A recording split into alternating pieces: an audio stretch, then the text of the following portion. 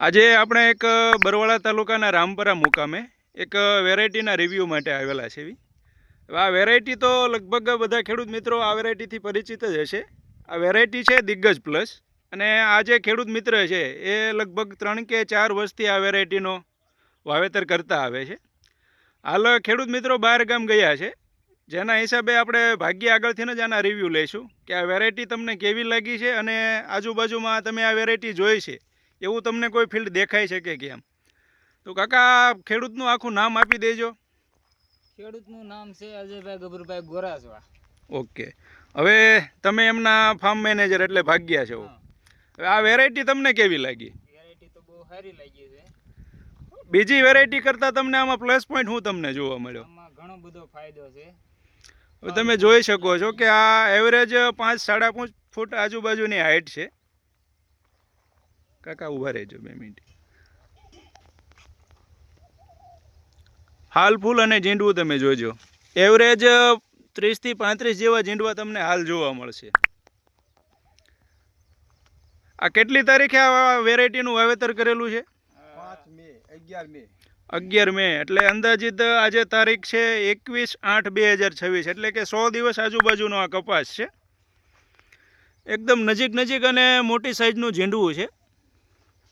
હાલ ફૂલ તમે જોઈ શકો છો.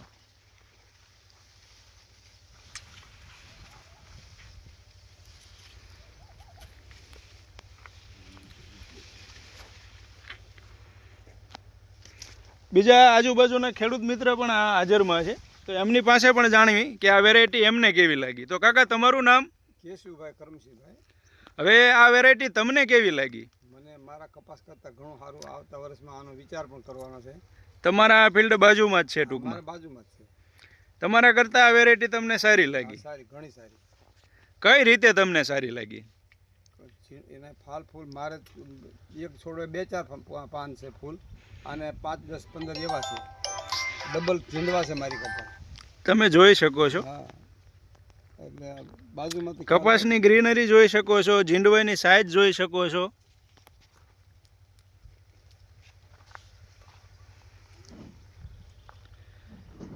કોઈ પણ ખેડૂત મિત્રને આ વેરાયટી જોઈ હોય તો બરવાળા તાલુકાના રામપરા મુકામે તમે સિરીઝ જુઓ. અજયભાઈ ગભરુભાઈ ગોરસવા.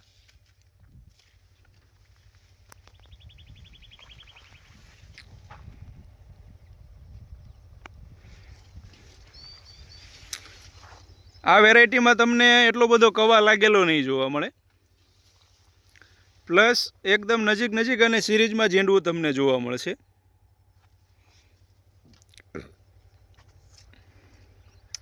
પૂરું ફિલ્ડ તમે જોઈ શકો છો.